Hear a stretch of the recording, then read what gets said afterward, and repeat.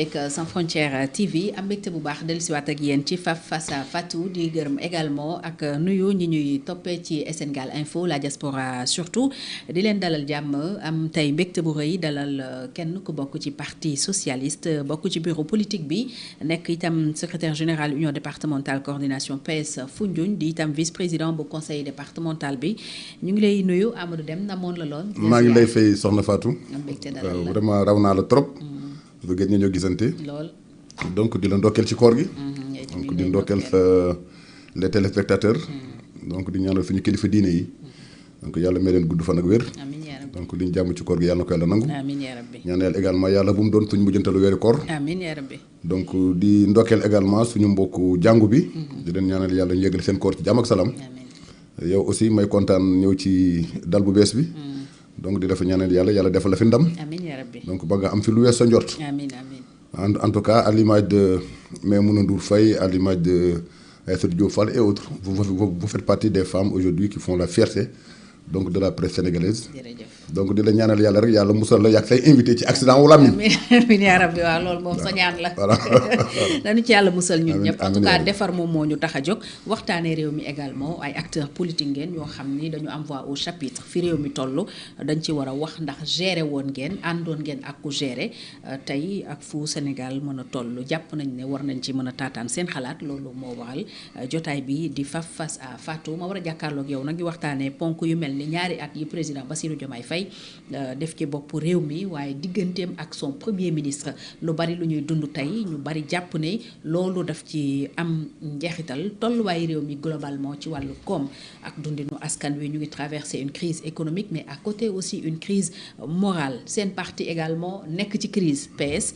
di dund jafe-jafe yoo xam ne mi ngi bëgg a yàgg ngeen am lu ngeen fi lancé woon jamono yële muy dundal PS manifeste boo xam ne ay cadre ñoo ko porté loolu yëpp dinañ ci ñëw waaye ñu tàmbale ak xëy na li gën a nekk suñu kanam muy ñaari at yi régime Pastef def ci bopp réew mi Amadou boo ko doon tey tiré bilan lan nga ciy jàpp. non je pense que dafay yomb pour def bilan bi.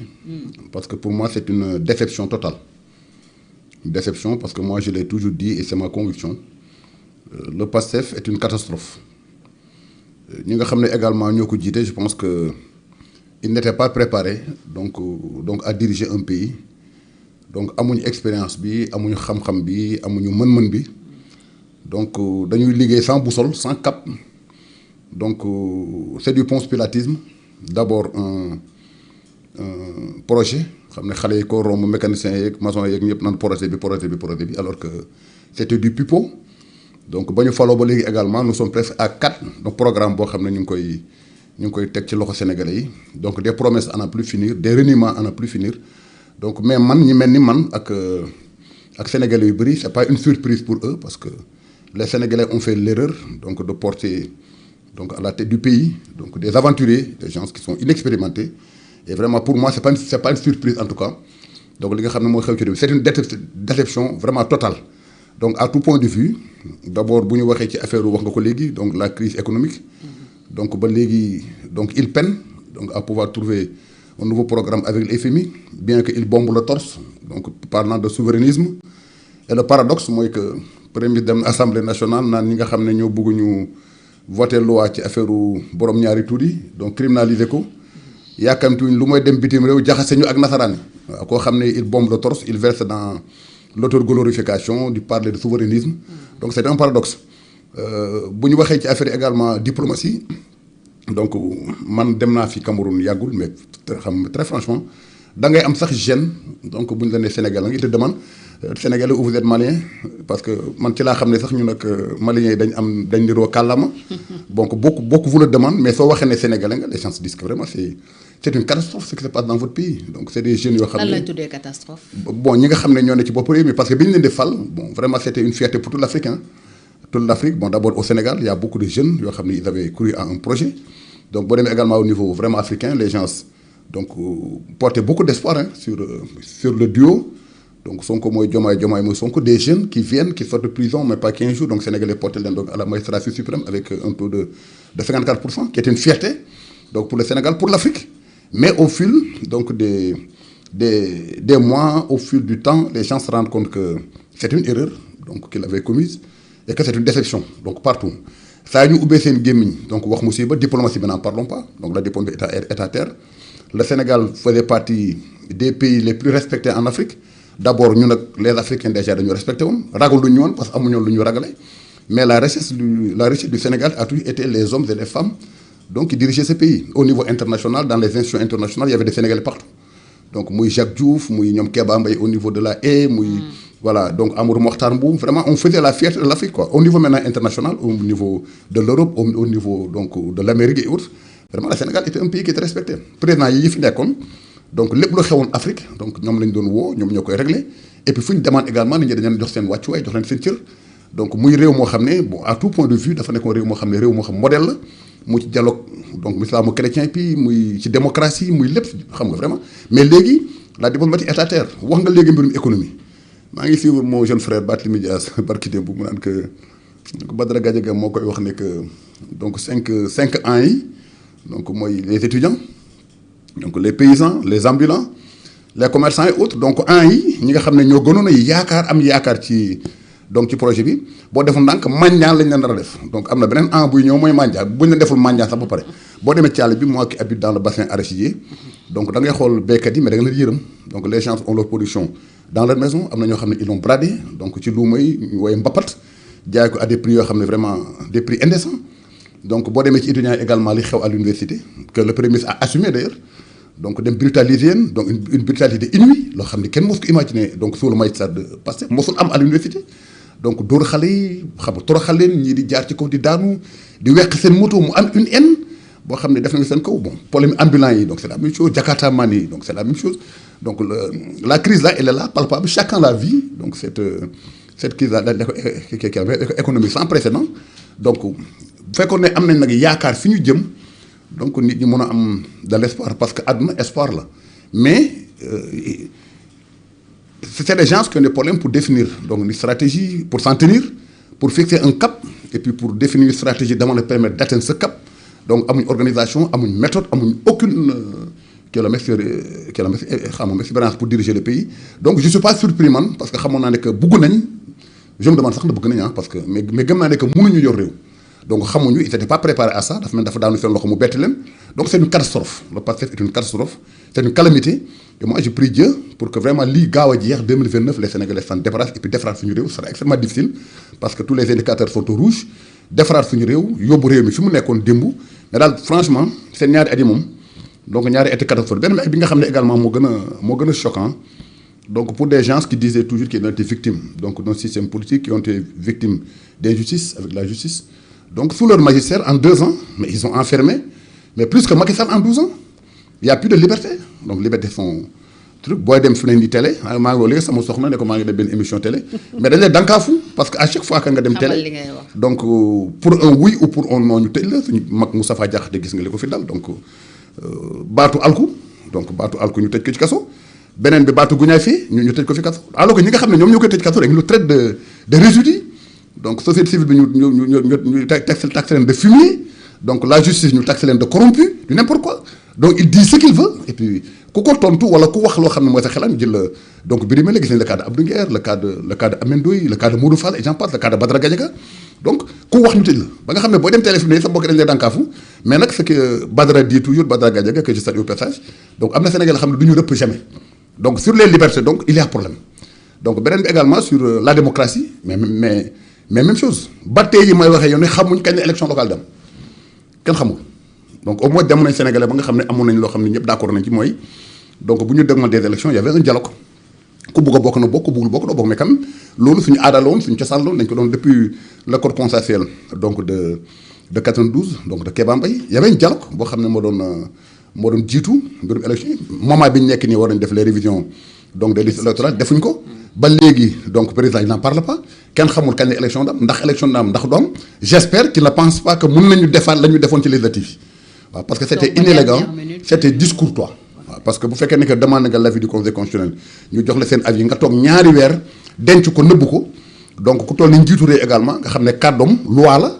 donc mu dig Sénégalais ne leen bon waxtaan na ak sama premier ministre waxtaan ak président assemblée ndax bu soobee yàlla le 12 la ñëw assemblée pour def sa déclaration de politique générale le 12 mu di sur assemblée donc j'espère que cette fois-ci donc yaakaaruñu nekk nit ñi nañ nangu donc ñu yegg ak ñun foofu quoi donc là c'est pour dire que daal c'est un tableau sombre que moi je peins et que beaucoup de Sénégalais partagent d'ailleurs avec moi. C'est une déception moi c'est pas une surprise pour moi et puis pour beaucoup de Sénégalais c'est pas une surprise mais quand même pour beaucoup ñi nga xam ne dañoo amoon yaakaar ci projet bi vraiment comme peau de chagrin donc l'espoir mu ngi diminuer chaque jour. est-ce que du rupture bi ñu diggee woon moom lañ nekk di doxal parce que président bi muy mujjee wala yenn ci déclaration bi mujj xamle na ni wala fàttali na ni rupture plat bu weex xàtt la te ñoo ko commandé est-ce que du rupture boobu lañ nekk di. non xam nga le problème. mu metti promettre une chose est promettre une rupture donc mais une chose nit ñi également bu fekkoon ne que da nga leen fixer un cap di doxu yegg ci cap bi donc am la stratégie qu'il faut et tout te donne les moyens donc d'arriver à ce cap. Les Sénégalais nañ patient parce que ni espoir là mais le sentiment que les gens ont mooy que y a pas de lisibilité. y a pas de perspective. Y a pas de perspective c'est des gens qui tournent en rond en fait c'est du coq à l'âne donc c'est du conspiratisme donc y a de l'impréparation y a de l'improvisation y a de l'inexpérience parce que nit ki mën nga bañ a xam mais nga am humilité nekk man xaw ma boo ko accepté déjà jàpp naa ne que c'est pas une réussite mooy nangu nga ne ko yow xamoo. mais li bon mooy nga yow nga xam ne xamoo nga bañ nekk xamuloo ba pare waxuloo ak ñi xam parce que li xew ci réew mi moi je pense que xeexu Pastef ak l'ancien régime bon tool parce que le pays quand même a failli basculer ñu été donc l'expérience et puis le courage du président Macky Sall que je salue au passage à qui je souhaite d'ailleurs donc ñu fal ko vraiment au niveau des Nations Unies ñu été donc peut-être que général Moussa Fall ak également rend hommage ñu été peut-être Félix Antoine Diome mais dëkk bi ne kon tey maa yow dañu toog fii di waxtaan ils ont tout fait pour mettre ce pays là en kaw donc sëy yoo xam ne tas nañu xam ne ñoo bokk ndeeg bàyyi duñu tuddante am na dëkkandoo yoo xam ne ñoo taxaloo kër seen njaboot du ñu demlante du ñu tuddante lépp ndax politique li nga xam ne man laa yaakaaroon ne que moo nekk seen premier objectif mooy bu ñu ñëwee ñu jubale sa Sénégalais yi li nga xam ne sookal bi nga xam ne ci la réew mi su ko dekkoon muy li nga xam ne moo doon suñu ndam suñu tiitar ñu fexe c'était fissuré ñu fexe raquisté ko tabaxat ko mais malheureusement léegi il continue à chaque fois qu'ils ouvrent leur grande gueule là mais il dit des bêtises bi ci mujj mooy keroog la députée là mais que nekk DER bon képp koo xam ne bokkoo ci projet bi donc duñu la financer ci DER donc il y a deux Sénégalais qui se regardent en chair de France le président quand même je dois à sa décharge de dire que à chaque fois que je l'entends parler moom ndeysaan il appelle donc à la paix sociale. même il appelle la Korité hein. voilà ba ci Korité moo ci mujj voilà donc mu ngi woote à un rassemblement mais ki nga xam ne moom la fal décret moo ko tax di wax donc mais kooku bu président waxee à gauche jëm gauche mais moom wax jëm à droite il menace le président il taxe de tous les noms d'oiseaux 30 décembre dafa président dafa def la donc à la nation moom mu togg ak le maire de Passy dem Passy tontu ko donc président bu tukkee mu def conférence de presse il dit ce qu'il veut donc c'est ça que moi je comprends pas yow yaa ma fal même à supposer que sax moom comme ni ñu wax ñoom waa Pastef ñoom ñoo fal le président de la République mais ki nga fal c'est le président même boo ma falee te gëm naa ne faluñ ko parce que yàlla moom may fal nit même boo ma falee mais man maa falu y a pas un canapé présidentiel y a un fauteuil présidentiel maintenant ce que les Sénégalais ne comprennent pas ce que l'Afrique ne comprend pas ce que les partenaires techniques financiers ne comprennent pas ce que personne ne comprend mooy mais maa la fal déggaluma du ma la dàq man aussi li ma lay reprocher mooy li ma gëmatoo ko maa la faloon mais apparemment tu as trahi tu as nangam tu as nele et puis du ma démissionner man aussi donc jiixi jaaxa bu Sénégal nekk les Sénégalais déjà ne comprennent plus qui conduit la baraque ñun Sénégalais man mi Sénégalais xaw ma kan may dawal donc bateau bi donc à fortiori les étrangers à fortiori les partenaires techniques financiers à fortiori les investisseurs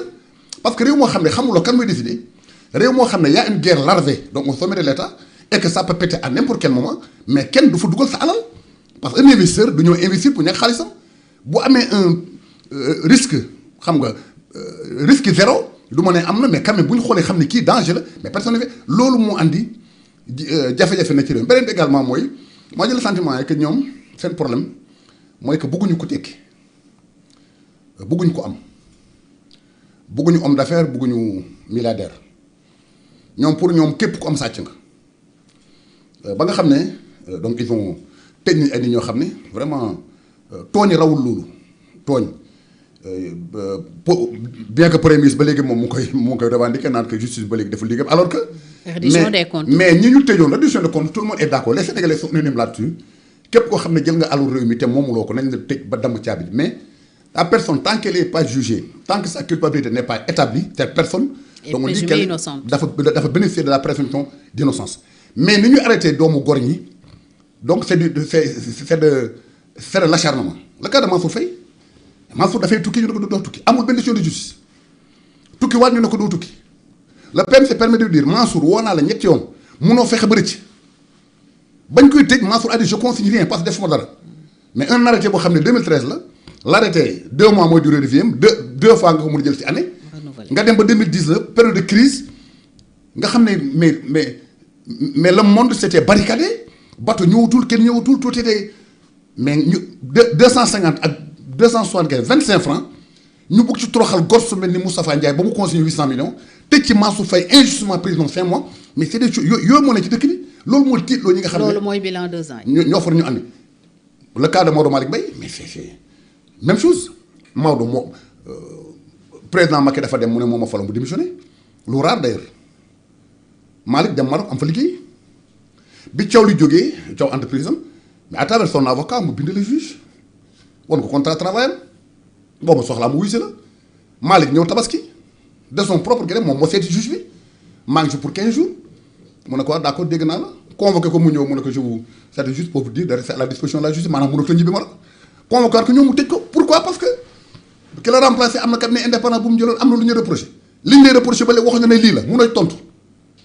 le cas de Moustapha Diop même chose bi la toppee ay milliards mu jël ci 11 millions le cas de Ndeye Saly Diop Dieng non lieu finalement mais finalement non lieu xam nga kaawu mairie Joal même chose mais toroxal ay gor donc acharnement ce que Ousmane Sonko appelle donc justice des vainqueurs ba léegi moom ba léegi bon je me dis peut-être que moom rey nañu la bëgg peut-être quoi dafa am haine boo xam ne viscérale contre ñi fi nekkoon mais ñi nga xam ne ñoom lañ toppoon ñëpp ba léegi amul ba léegi kuñ ci mën a tuumal dara mais Farba Ngom le cas de Farba Ngom mais c'est un scandale di la topp 125 milliards moom supposé complice ki nga xam ne moo doon l'accusé principal ñëw leen non du 125 milliards 250 milliards génnee preuve jox leen waaye ki ngeen tuumal sequ maa ngi moom dara maa ngi moom business la amul benn xaalis bu jóge trésor dugg ci comptam mu setal ko ki nga xam ne moo doon l'accusé principal ñu bàyyi ko mu génn ki nga xam ne supposé complice ñu téye ko bon la clameur populaire amul lu ñu koy tuumal lu mooy mais di ko wax ay. moom aussi Farba justice may na ko liberté provisoire. mais ñu opposé le procureur qui a fait appel. voilà c'est le procureur qui a fait appel ba après la première fois dans l'histoire politique du Sénégal mais ministre de la justice mais monté au créneau à la place du procureur di accuser doomu góor avec des propos yoo xam ne sax man rus naa ko man mii góor waxuma la ak moom mii soxna waroon rus yenn kàddu yi mu ko génnee ci gémmiñam des histoires de portable de 125 milliards ñu mucc ñaari portable ñu may ko liberté donc ñu la opposé wu le procureur donc foofu la réew mu toll réew moomu nag réew mu am àq réew mu am tooñ réew moo xam ne amul daanaka mun na wax ne kilifa parce que xaw ma ne Ousmane Sonko moo jiite réew mi wala Bassirou Diomaye Faye moo koy jiite donc réew moo xam ne chaque jour nga attaqué tout le monde justice sur la justice mais quand tu passes au Maroc le cas le plus fi may prouver ne que ñii xamuñu nga dem ñu jàpp te 18 supporters injustement nga dem def fa rencontre ak say nit ne leen dëkk ba ma dëkk justice ba dafa corrompu kon yéen justice Maroc def leen lu leen neex sénégalais yi parce que bu doon suñ dëkk la ñun moom la justice elle est corrompue c'est ce message là nga war a jox un pays partenaire un pays ami comme le Maroc xam ne Maroc mooy suñu porte d'entrée dans les pays du Golfe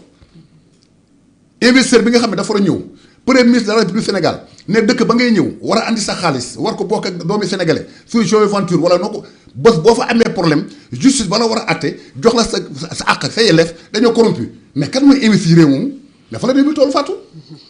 2 ans yi daal pour man c'est une catastrophe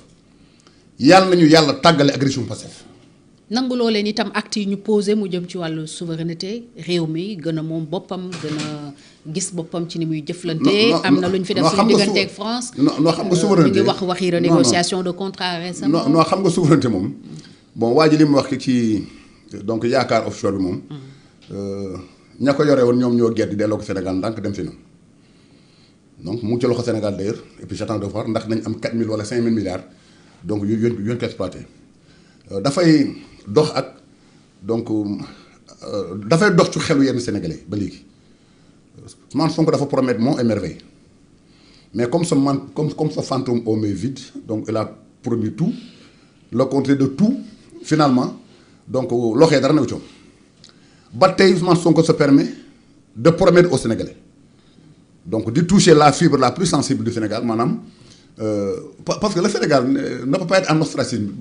le monde là nous sommes dans un monde globalisé Sénégal mun isolé wu. D'ailleurs li mu defoon ak tubaab man jàpp naa ne que moo andi suñu problème FMI. France waaw moo xam nga moo andi donc problème ak France. parce que bu ñu nee FMI non bu ñu nee FMI c'est la France hein, parce que l'administration donc toute l'administration du FMI est de la France. donc yenn discours yi nga xam ne également yaa ngi ko doon tenir fii bi nga nekkee dans l'opposition continue également di attaquer FMI ba léegi mais moo tax du yombal à chaque fois que Sénégal war a am chance su nouer encore un nouveau partenariat. daal la ni mu génn wax loo xam ne donc mooy andi musiba donc beneen bi nga xam ne également man jàpp na ne que musiba la ci réew. mooy man foog man dama jàpp ne que buggul président Bassirou Diomaye Faye réussir maintenant nag il sent que ne sëy bi neexatut moom nangul ñaan baat président nag kooku fase waaye mu ngi préparer nit ñi den wan ne que man kat ëllëg bu yàqoo man lii buggoon naa ko def parce que dañ ma mayul ma def ko parce que moom son sport favori c'est la victimisation nañ ma bàyyi mu gouverner ñu jox ko finalement ministre de l'Intérieur jox ko donc justice donc jox ko soxna Yacine Fall nu mu woowee boppam sax donc gros calibre. donc finalement du amatul lay muy attaquer justice ba léegi kon di attaquer justice ba léegi donc muy continuer di victimiser wu def naa lii def naa léegi war na fi temps passé affaire wu contrat yi renégocier def naa ci nangam def naa ci ne la bon j'attends que mu tudd bon li mu waxoon ne dina réduire donc yenn agence yi. donc on attend la suite parce que wax nañ li ci Sénégal di gagner donc en économie mais on n'a pas parlé du plan social parce que ay liggéeykat ñoo fa nekkoon ñooñu seen fort fu mu jëm ba léegi on attend de voir comment ça va se passer donc man je pense daal vraiment dafa jot ñu toog ñoom ñu liggéey bu dee mun nañoo liggéey bu ñu mënul liggéey ñu tàggoo bu ñu tàggoowul daal ñaan yàlla tàggale ñoom donc en 2020 nu mu gën a gaaw ñu defaraat suñu réew parce que le pays là vraiment c'est compliqué. dese nañ 3 ans ci yan levier nga jàpp ne buñ ci sukkandikoo mën nañu changer. bu ñu nee dese nañ 3 ans dañuy juum parce que élection locale mu ngi ñëw kooku jàpp naa ne année électorale la 2028 année pré-électorale la li garaaw seen cas mooy bu doon sax ñoom dañoo ànd juboo mun a jàpp nekk dinañu mun a liggéey ba 2029 dina am yaakaar nekk mun nañu pose ay jalons d'ici 2029 mais ñoom ñaar déjà y a une dualité am na xeex boo xam ne c'est larvé Sénégal yëpp xam nañu ko et que ñoom ñaar mun nañoo tàggoo à n'importe quel moment te Fatou ñi nga xam ne ñoo xam état boo waxtaan ak ñoom lañ la naan pour un projet donc un grand projet de l'État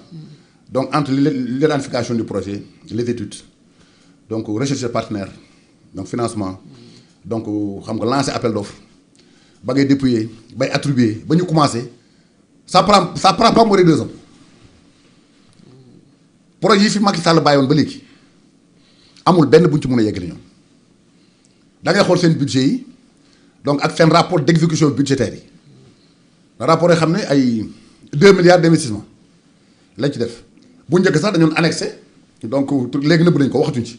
kenn xamul liggéey gumba la kenn xamul fu ñu jëmee réew mi donc c'est des gens qui n'ont pas d'ambition pour ce pays li nga xam ne nag moom dañ ko doon wax muy cassette bu ñu déroulé di ko déroulé dafa raaye léegi mooy ñi fi nekkoon ñoo fi yàq mbir mi dette cachée nangam li gën a tas réew mi seen voilà donc yaakaaruma ci ñoom dara fii ak 2029 mais maintenant nag li nga xam ne moo doon tane sax pour le président Bassirou Diomaye Faye parce que man jàpp naa ne que moom lañ fal et que demee c'est lui qui rendre compte bien que beaucoup disent que ñoom yàlla bu leen yàlla tàggale nañ dem Diomaye mooy Sonko mooy Diomaye ba fële ku nekk assumé Sonko nag li mu bëgg mooy cëppale moom bàyyee mbir mi Diomaye bu yàqoo mu ne moom la pour mun a préparer wu donc en 2029 mais la ma jàpp mooy que li gënoon a tane ci moom mooy mu tàggoo ak premier boo xam ne déggalu ko te bëggalu ko ndam yéenewu ko ndam ay nitam bëggaluñ ko ndam yéenewuñ ko ndam y a même des militants de Pastef mais qui ont prié pour que le Sénégal ne prenne pas la Coupe d'Afrique lu doy waar loo xam ne opposants yi sax ñoo ko war a di am yenn comportement yenn attitude mais c'est le Pastef ñoom ñoo koy am vis-à-vis du président de la République du Sénégal. ay militants lañ rek ñooñu bon fekkee ne militants lañ parce que am na ñoo xam ne pour moi c'est pas des militants. c'est des responsables donc Waly Diouf Bodiang kilifa la li mu yor décret présidentiel la ko bàyyi donc Fadilou Keita kilifa la et j'en passe donc à chaque fois ñu yàq président loo xam ne wax dëgg yàlla weñ bu ci tàggee dee. mais loolu gëj nañ ko def depuis président commencé di sanctionner. waaw bon mais jàpp naa ne ki ñu war a njëkk a sanctionner mooy ndey mbi léegi nga xam ne guy gu daar la demul dikkul. balaa ñuy ñëw ci dualité bi au sommet nanguloo leen tam benn réussite pendant ces 2 ans. non nanguluma leen dara parce que nag bu fekkee ne quand même li ñu wàññi ay ñeenti dërëm ak. juróom dërëm ci ay carburant wàññi njëgu courant bi. waaw bu fekkee ne njëgu courant bu dee loolu mooy réal wala nga xam ne satellite ba ñu def Thiès mooy réalisation xam ne vraiment ils n'ont pas d'ambition pour ce pays parce que quand même ñun ñoo la jox suñu xaalis donc ñun ñoo lay fay salaire ñun ñoo la jox oto bi ngay dawal ñun ñoo yor sa kaaraange mais jox la lépp bu dee mënaloo ñu dara munoo sax wàññil ñu parce que boo leen déggee ñu naan def nañ li mais li ñu def quand même boo ko déggee bu dee mënuñ loolu mais il mérite pas donc de diriger ce pays. parce que ñu ne dañu fekk réew mi 4e sous-sol toll ci phase de redressement. non xam nga réew mu ne 4e sous-sol xam nga dafa am loo xam ne paradoxe dina fa assemblée mu ne je suis le guide de la révolution Thomas Sankara mi ñëw révolution en Afrique 304 xam nga 204 la doon dawal ba mu wàccee liggéey on n'a pas trouvé dans son compte bancaire plus de 300 000 francs je sais pas nag ñoom de quelle révolution il parle parce que guide révolution boo xam ne. donc gardien de la révolution waaw gardien de la révolution. donc tu as un bon ku la xamul démb xam ne tey xam ne wax dëgg yàlla na moo dara donc say laxang la wër ba say bët sax fi ne dafa suul beneen bi nga xam ne également guide gardien de la révolution la booy tukki boo yóbbul suñu avion présidentiel donc nga yóbbu jet privé je me demande ban gardien révolution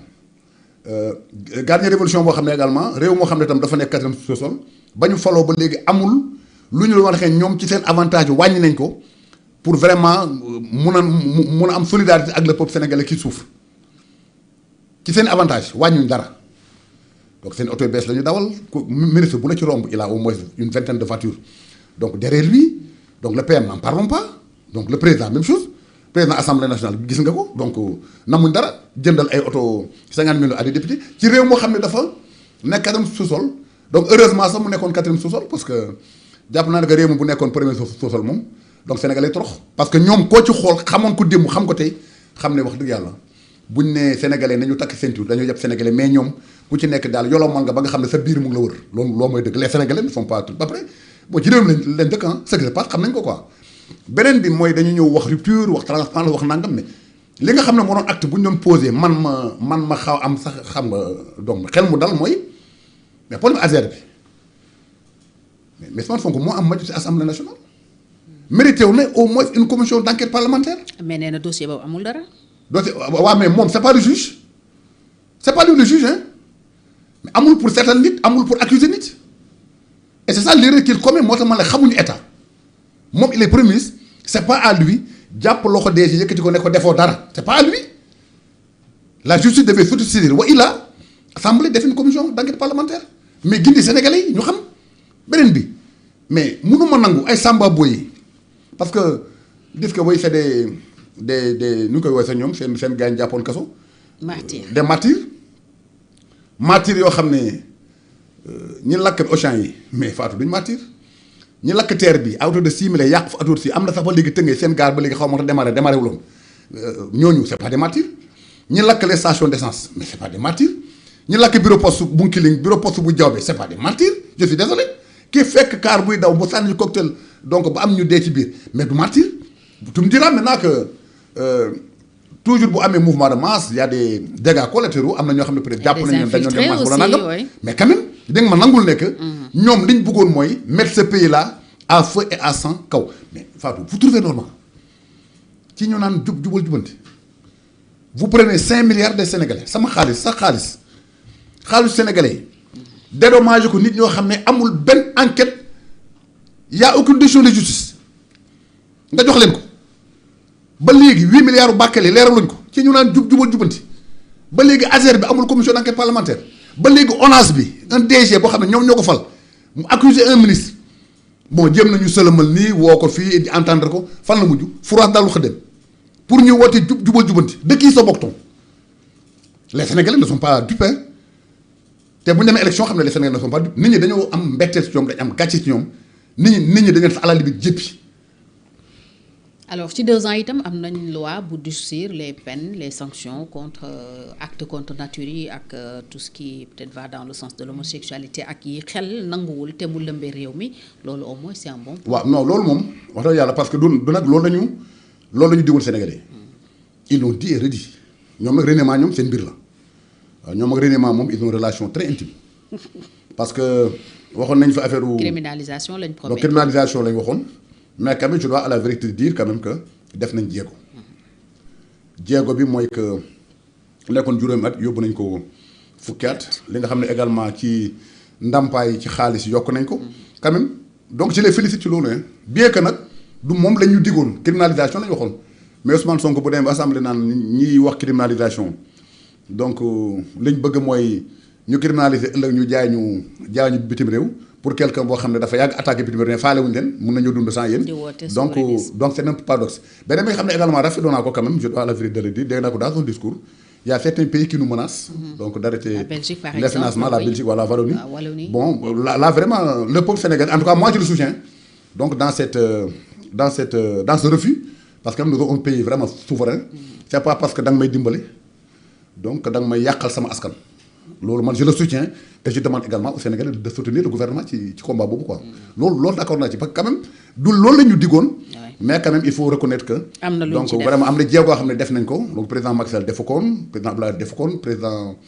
président donc Abdou Diouf defu ko woon même député yi nga xam ne sax voté wuñ loi bi man bu ma nekkoon à l'Assemblée dinaa ko voté parce que quand même donc c'est un pas boo xam ne def na te moi je sais que bañ nekk opposition dañ ñoon wax rek xamuñu woon état mais les lobbies là donc c'est des puissances donc am na état xam ne sa ñoo ëpp doole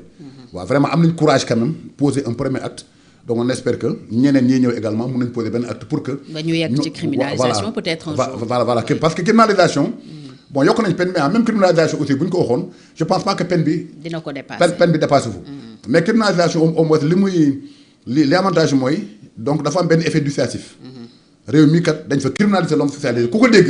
donc di nga moytu réew moomu wala boo fa ñëwee di nga xam donc di nga régler sa pecc peut-être loolu mooy avantage mais quand même je reconnais donc ils ont un peu durci donc les peines et puis je les félicite même si donc du loolu lañu digoon Sénégalais quand même je les encourage donc d'aller dans cette dynamique quoi. Alors la dualité au sommet ñu ngi koy dund depuis des mois maintenant bientôt 1 an ndax yàggoon nañu ko wax waaye boobu c'était que des rumeurs là moom tege na ci penc mi leer na Amadou ban compréhension politique nga am ci li xew tey diggante Ousmane Sonko ak Bassirou Diomaye Faye président de la République. dafa am ñaari lecture yu ma ci def lecture parce que contrairement à donc aux Sénégalais yi nga xam ne ñoom lu ñu gis peut-être ne loolu la. man damay essayer toujours de pousser la réflexion di xool est-ce que lii la parce que Ousmane Sonko y a une dualité bu am donc au sommet de l'État pour beaucoup je peux dire également que y a une dualité supposée donc à la tête de l'État parce que bu fekkee ne dëgg la te président Diomaye xam ne dëgg la Ousmane Sonko xam ne waa ji mënatuñoo def. président jëlu responsable dem tàggaloog moom Ousmane Sonko mënul am ngor démissionner c'est le Sénégal qui en pâtit. le Sénégal yow si am xel ñaar ba léegi. non le Sénégal ne mérite pas ça maintenant ah oui ah si dama ci am xel ñaar ah. bu fekkee ne nag c'est une dualité supposée Ousmane Sonko aujourd'hui est l'opposant donc du régime du président Diomaye Faye paradoxe la. taxawaay boobu sax la taxawee. taxaw boo la taxaw waa léegi bu ñu demee am na ñoo xam ne bon ngor amuñ ko baal ma ci kàddu sax amuñ jom amuñ jombal seen bopp y a beaucoup de maires qui ont les rejoindre la coalition Diomaye président gëmuñ dara loolu laa jàpp ñooñu ëllëg Mimi Touré mu ngi massifié déjà parle même de 200 xam 300 maires waaye bu ñu demee fii ak 6 mois fii ak 7 mois ñu ne ku mel ni kilifa diine nangam oo nañu jubale nañu. nu muy demee donc l'opposition risque d'en pâtir parce que ñun taxawaay bi ñu war am moom la Sonko am Sonko est radical contre le régime tu me diras que pardon parce que mu ci régime bi mais moom mooy opposant principal bu Diomaye waaye boo demee bu ñu demee dans 6 mois dans 1 an ñu juboo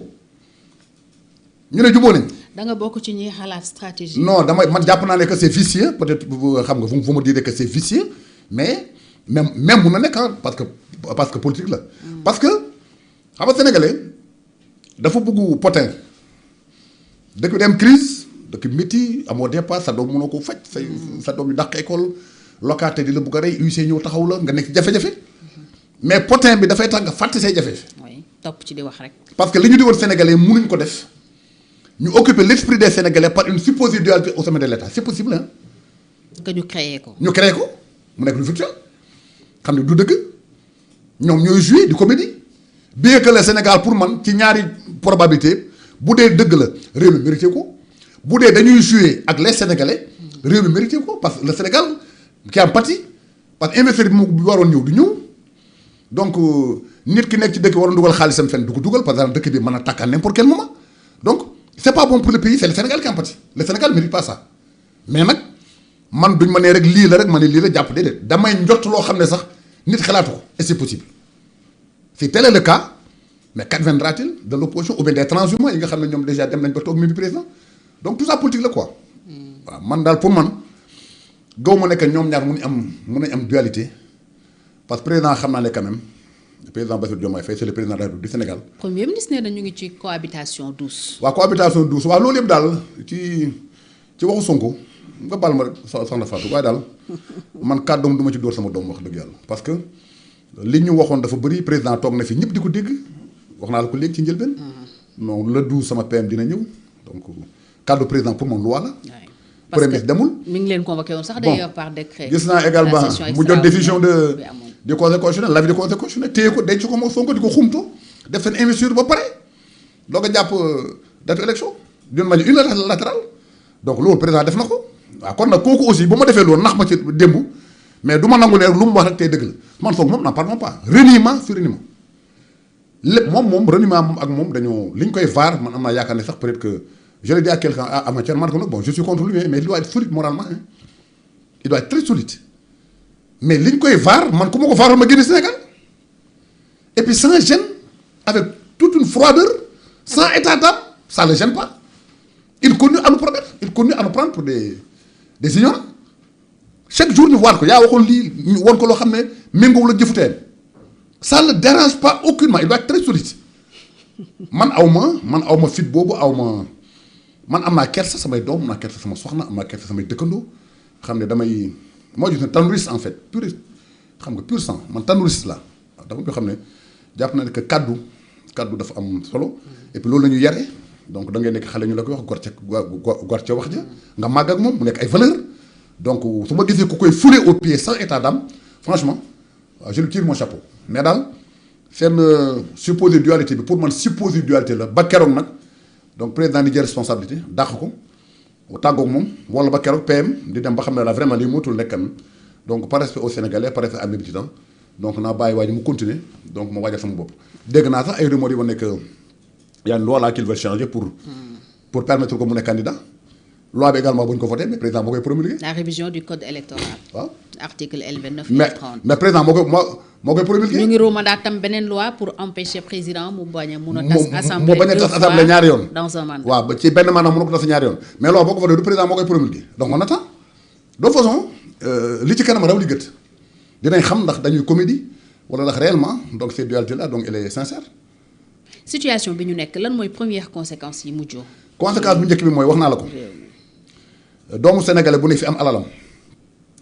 préféré dem ci dëkk bu dal mel ni Côte d'Ivoire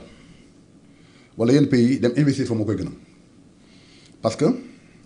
lii ça ne présage bu dee dëgg la ça ne présage rien de bon. kon même bu dee farce mi ngi yàq. même non dafa yàq Cheikh Omar Sy l'honorable député wax na ko temps yii sax dans le terrain de la place c'est le Sénégal ne mérite pas ça en fait bu fekkee ne li mu yàq mooy que parce que Sénégal quand même de tout temps les gens dañ ko doon taxé de pays démocratique de pays calme le Sénégal n'est pas violent. stable voilà de stabilité moo nekkoon suñu atout premier de pays de la teranga vraiment. ñun dañu respecté bitim réew amuñu woon diamant amuñu woon dara léegi sax la pétrole ñu wax ay gaz mais amuñu woon dara mais on le respecté en fait ba nga xam ne ku ñu mos a jonganteel ci Afrique ñun ñoo lay gagné léegi fu ñu demee rek dañu dellu si Mauritaniens yi moo ñuy gagné wala ak yoon xamul donc en matière d'économie si on dit que ne maintenant Guinée donc moo ñu jiitu bu njëkk ñu ne Côte d'Ivoire ñoo doon wujjee les Côte d'Ivoire moo ñu lebal donc dafa xaw a doy waar. ñu ngi ginnaaw Guinée ginnaaw Burkina. ginnaaw Burkina voilà donc xam nga dafa xaw a doy waar donc économiquement les gens bon li nga xam ne mooy jàmmu Sénégal sax contrairement yenn pays yi nga xam ne bu ñu dundee ñun lu moitié li Sénégalais bi dund donc caalit mooy sénégalais dafay tëdd amul dépasse bu mu xëyee lendemain julli gee naafi la yàlla baax na bi moo andi stabilité réew mi moo tax ñaanuma yàlla et je parle vraiment sincèrement ñaanuma yàlla ñoom ñaar ñu yàqoo c'est des conséquences incalculables pour ce pays. lan mooy nekk conséquence. mais conséquence bi mais xam nga Ousmane Sonko nag man xeex moom moo ma gën a xeex ak Diomaye. ah oui xam nga Sonko moom on l'aime pas mais Sonko li mu xalaat da koy wax de. Diomaye peut-être que mun na sax nekk ak yow ci biir néeg defar bomb boo xam ne mun na rey doo ko xam Diomaye da ngay jël ku mel ne Abdou Diouf jël Macky Sall jël Tanor dëxal leen ci benn nit. c'est ça Diomaye. nit comme dal la. très patient. Sonko lu ne ci xol bi feeñ ci kanam gi. waaw il est impulsif. il peut pas le cacher. ma nga xam ne man xeex ak moom li may def bu indi ngànnaay dama ne ngànnaay yaa ngi nii maa ngi ñëw ci yow ma préparé sama bopp. Diomaye boo xeexee moom xamul lu mu denc ak lu mu dencul. dans ce cas de ba nga xam ne bu fekkee ne am na rupture. waaw su rupture. rupture bu amee. qu'est-ce qui pourrait se passer. déjà rupture amul mais dans les réseaux sociaux mais dama am kersa sax man li ñu yekk président bon PM tamit li mu yekk président mais daf ko nawlawul sax daf ko ormaalul mais Sonko donc li ma la wax mooy lu ne ci xol bi feeñ ci kanam gi et puis ci comportement mais Sonko bu génn ci gouvernement day campagne déjà lâché na sax. lâché na la mët donc nañ jaay quartier nañ nangam nañ waaye seen bopp. donc korité bi def na lu musul def mooy dem julli ji def apparition publique def discours bu radical loolu ci rupture am la bokk. waaw léegi nag am na kàddu yu muy tenir mais parce que le président la am na kàddu yu muy tenir donc jëmale ko ci président Bassirou Diomaye Faye mais le président prend ses responsabilités mun nañ fi dundal arrestation de Ousmane Sonko ah oui bien sûr am na lu muy tenir kàddu yu muy tenir bu ñu tàggal ko mu génn di campagne connaissance Sonko mais am na discours bu muy tenir xam nga jëmale ko ci président mais du président Bassirou Diomaye Faye personne mais c'est l'institution. pour yow Diomaye mun na bañ a tolérer Sonko li ko Macky daan tolérer. du question Diomaye moo koy tolérer mais c'est la République soxna Fatou c'est le procureur c'est l'armée mais fi ñu jëm gën xamu ko moo tax ñaanuma yàlla ñoom ñaar seen diggante yàqu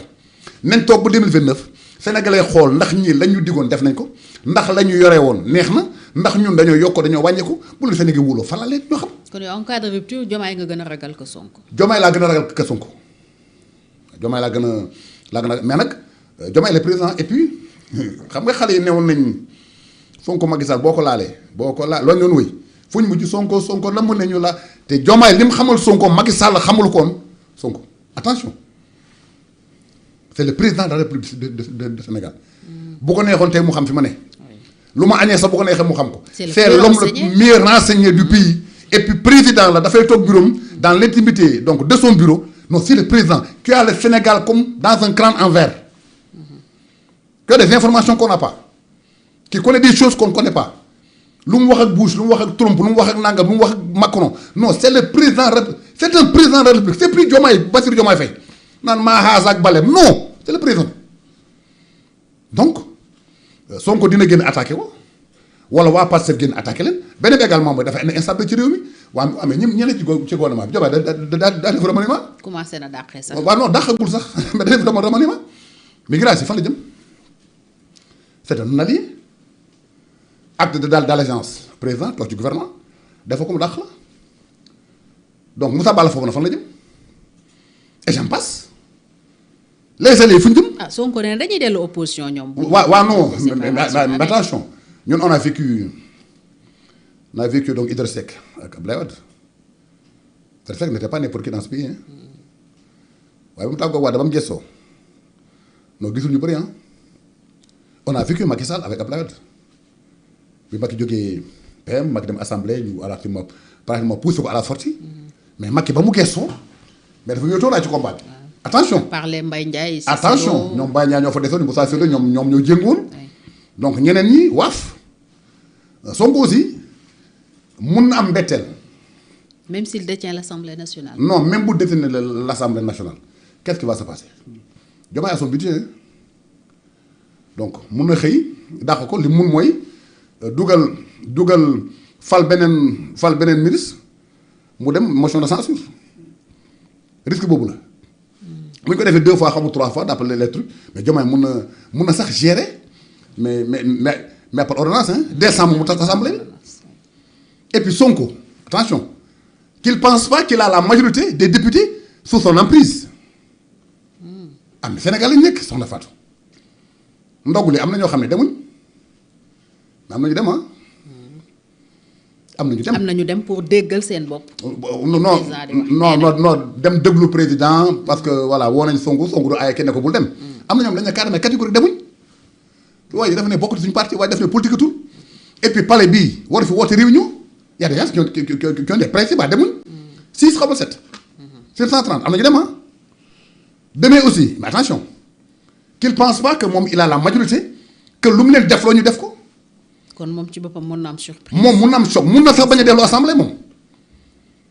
mun na démissionné gars yi ne ko non sa mandat bi jeex na moo tax dellu assemblée baat ma ne ko boo dellu ma dellu. boo duggee ma dugg fekk la waaw voilà donc tout ça dafay une instabilité le Sénégal ne mérite pas ça on doit avoir d'autres préoccupations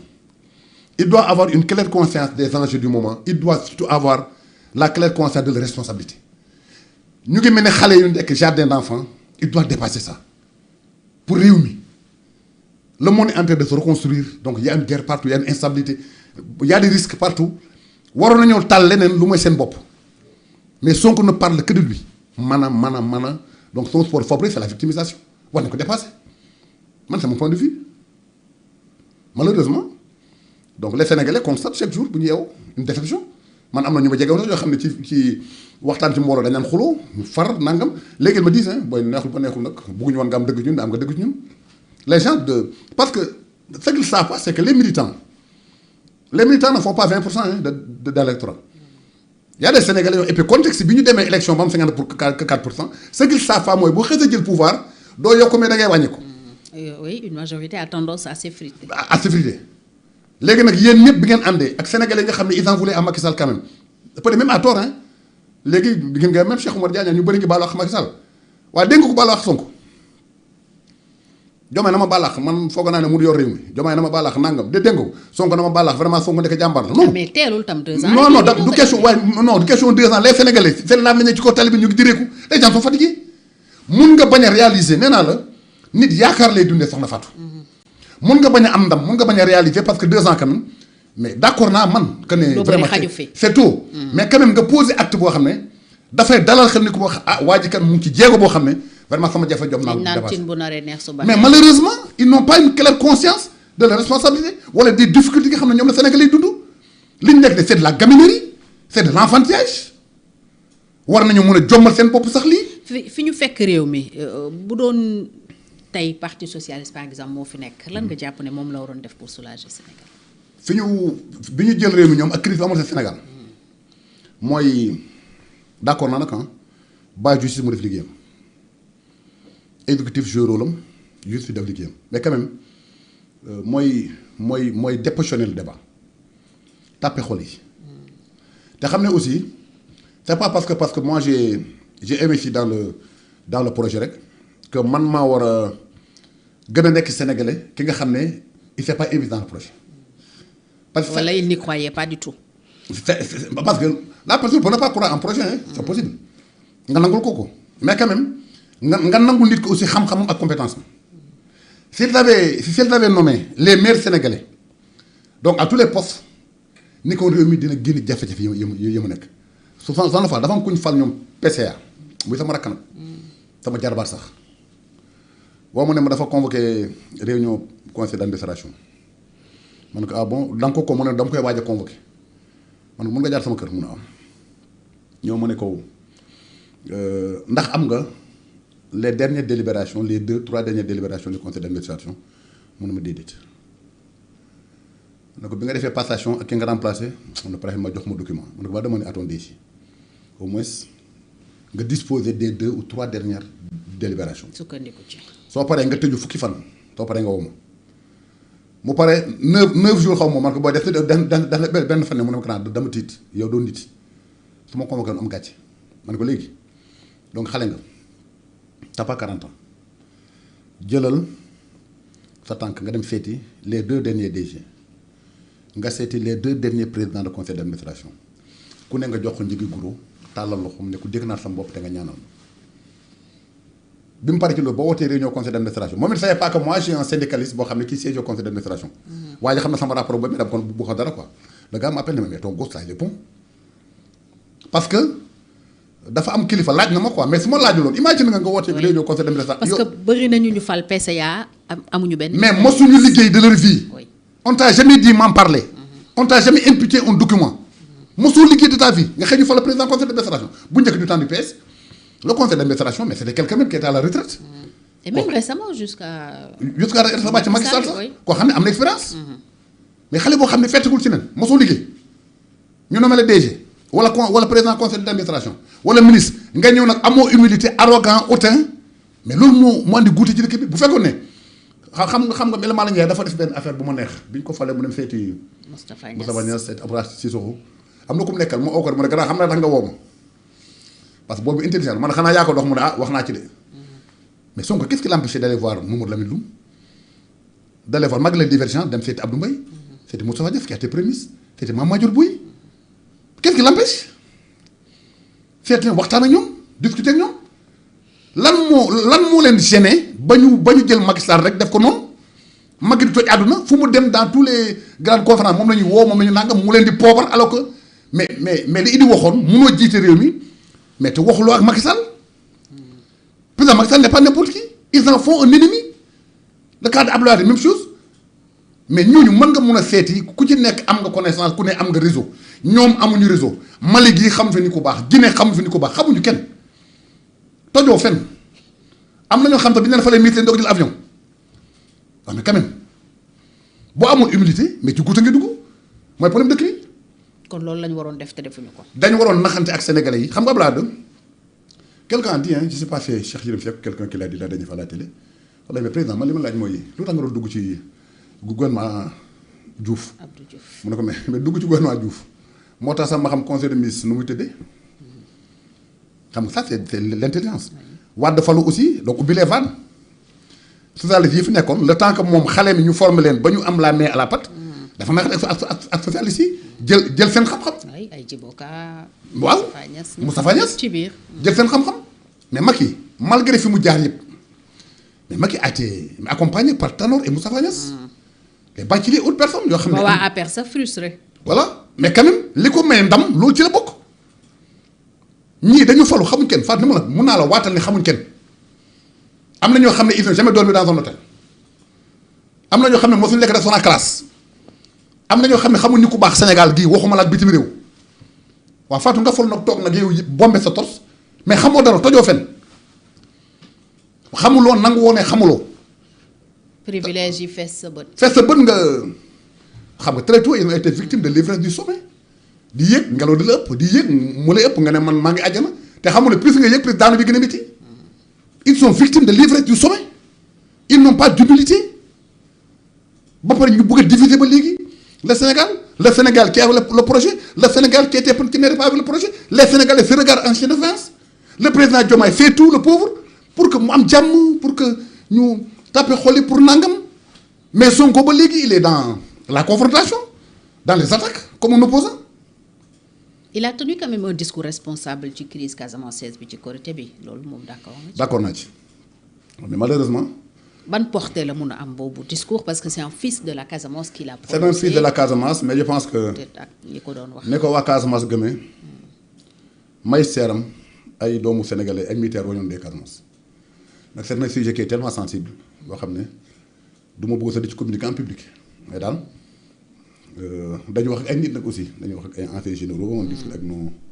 grands frères nos oncles mais quand même je sais que munoon wax leneen lu mooy li mu wax mais daal implication munoon a gën a fës ci Casamance ba nga xam ne jàpp na accalmie bi munoon a gën a gudd donc ci may seeru Sonko premier ministre du Sénégal donc le président Macky Sall bien qu'il soit pas Casamance mais quand même. defoon na ci war ne quand même que defoon na ay jéego yu mag moo tax quand je vois programme Diomaye Casamance damay reetaan parce que plan Diomaye pour la Casamance. waaw Diomaye pour la Casamance parce que damay reetaan je sais pas lan la Diomaye di yegale Casamance parce que la fa président Macky Sall def non le président mos ko fa def en matière de route en matière de désenclavement muy bateau yi donc muy des aéroports ba ci bu Sédhiou bi xam nga muy le DAC de CFA donc pas mal de choses yoo xam ne président def na ko fa pour ceux qui connaissaient la Casamance hier ba ci li nga xam ne rek mooy un projet structurant boo xam ne révolutionnaire mooy le pont bi nga xam ne moo traversé Gambie parce que on a vu sous Wade Yaya Jammeh c'était loolu la doon chantage Sénégal nga dem ñoo ne bon camion bi 15000 la nga ñëw mën la bi yoon camion bi 50000 la gars yi di wëri Tambacounda dem maintenant y a un pont da nga jógee Dakar à 4h du matin à 2h tu es en Casamance maintenant. avec le pont. Macky a beaucoup fait. Sénégal nga jógee nga jéggi pont bi donc dem Sénoba Ziguinchor comme lexu liir donc nga jógee Ziguinchor maintenant pour dem Sédhiou par le pont de Marsassoum la comme lexu liir nga jógee Carrefour Diaroubé donc dem Kolda même chose nga jógee Kolda def Tanaf Diattacounda Adéane je connais la Casamance moi. la fa Macky def mais je me demande pour le plan xaw ma Diomaye Casamance lan la fay yeggale xanaa li Macky liggéey la bëgg a facilité retour déjà ñi demoon. voilà déménage bi voilà donc le général Kandé je le tire au chapeau il a beaucoup fait donc pour la paix en Casamance peut-être que la fa Macky liggéey moom la Diomaye bëgg a peinture moo tax mu ne plan Diomaye Casamance mais je me demande vraiment ce qu'il va le plan là lan mooy contenu bi ak lan moo fa des loo xam ne lu ñu mottali la nañ fexe rek la fa Macky defoon quand même ñu fexe peinture ko waaw man loolu laa leen di ñaanal quoi. alors lan moo mën a sauver Sénégal tey. ñii jóge fi. foog ñu yeggali mandat bi. ah waaw on a 3 ans devant nous. na nga yeggali jàmm ak salaam. loolu la ñu ñaanal de dama yeggale ak seen sago. mais daal ñii jóge fi moo mën a sauver Sénégal le Sénégal Fatou le Sénégal est mal barré. président ñu ngi ko doon prêter ay intention wu ubbeeku peut-être envers l'opposition ndax coalition Diomaye président wax nga ko sànq ñu ngi massifier am na ñu fi doon wax ne sax y a des discussions avec Macky Sall su doon dëgg la mu ubbeeku envers l'opposition pare ngeen pour ànd ak ñoom. non man d'accord ma. sauver réew d'accord ma ci ubbi xam nga ñoom ils ont une chance que beaucoup de présidents n'ont pas eu. muy ban. xam nga le numéro 2. ki nga xam ne mooy deuxième élection présidentielle Amadou Ba. pour ne pas le nommer. Amadou Ba ba tout récemment boo waxee mu ne bàyyi xale ñu liggéey. waaw opposé wu. ku mel ni Idrissa Seck borom xam-xam la xam na état. mais reconnaissez que mu ngi toog maandu à la limite même saa yu waxee rek c'est pour faire des orientations pour faire des conseils. ku mel ni Khalifa Sall mais même chose même Bougane bi nga doon dégg donc il a pris un peu de recul. Barth même bu critiquer mu ngi proposer des alternatives. day opposition boo xam ne une opposition qui a été au pouvoir une opposition responsable contrairement à eux. il pouvait le capitaliser xam nga bi ñu waxee dialogue politique PM mu ne Sénégal amul problème politique problème économie la am mais Amadou Ba bi ñu ko joxee le terme daf ko amandé nee nañ ci boole économie mais c'est une perche parlons d'économie nañu toog waxtaan ak tous les Sénégalais comme les institutions nationales wax ci économie bi y a des économistes dans ce pays Amadou Ba ngi fii ñoom Mamadou Faye ba PS ñu ngi fii ñeneen nañ fi parlons d'économie c'est une perche que Amadou Ba avait benn palanteer bu mu ubbi la. teg réew mi ci yoon. et je pense que sur ça. avancé war nañ ci mën a am des consensus parce que nous sommes des Sénégalais. lépp lu ñu def aussi ñun régime mu Macky Sall bon moi je suis comptable parce que j'étais un allié j'assume tout li baax ak li bon ak li mooy baax yëpp mais jàpp naa ne que li nga xam ne defoon nañ ko te baaxul ñu joyanti ko li nga xam ne defoon nañ ko ñu xam ne baax na wax dëgg yàlla mais ñu yeggali ko. ñoom il parle de redressement jubbanti nan la ñu war a jubbantee ci wàllu koom par exemple. waaw mais xam nga boo fan la nee ñu war a teg réew. non xam nga boo nee relance. dafay dal xel damay relancer sama machine. waaw ñoom redressement lañu. waaw dama sama machine bi dafa kii dama koy relancer. dafa xaw a yéex. waaw dafa feebar feebar koy dàbbali tuuti. bon parce que boo nee redressement mooy c'était à l'arrêt. léegi dama jubbanti j'ai changé de cap. donc damay Jubbanti. nit ki nga xam ne moo war a ñëw investir dafay toog di la seetaan ba nga jubbanti ba pare. waaw parce que si lu jub la ñu war a ànd. voilà beneen bi également li nga xam ne ñoom seen plan bi donc moom mooy le soubassement mooy les impôts et trop d'impôts mais tout l'impôt parce que bu fekkee ne fexe nga ba économie dox mais de fait mais tu as beaucoup plus d'impôts. à travers l'investissement public. L'investissement public ñi nga xam ne également c'est des entreprises comme les BTP ñi nga xam ne dox na relancer nga et tout mais tu as des impôts tu collectes des impôts. secteur boobu moo taxaw nag. waaw mais quand tu les tues non seulement y a des pertes d'emploi nit ki ñàkk emploi am dootu fay impôt l'entreprise bu dem banqueroute du fay impôt donc dafay impacter sur c'est toute une chaîne. dafay sans compter la crise sociale bi. loolu mooy yokk la crise parce que ñoom boo xool premier rapport FMI bi ñu toogee ñoom les signaux étaient vraiment verts. bi Macky di doog a dem. waaw bi Macky di doog a dem je crois même ba deuxième rapport bi mais bi ñu ñëwee donc attaquer le BTP parce que boo bëggee auditer Fatou boo nekk ci entreprise nga ne koy auditer mais quand même doo nee gars yi les employés demee toog seen kër ba xam nga mais ba mu auditer ba pare. parce que ñoom dañu ñëw BTP bi parce que y avait donc la CDC donc y avait pas mal ki yoo xam ne bëgg nañ ko leeral Cheikh Ba nekkoon na fi Mame Boye nekkoon na fi ñu njottal leen lu nekk bloqué tous les chantiers ce n'était pas normal presque 9 mois yoo xam ne mais liggéey amul BTP bépp freiné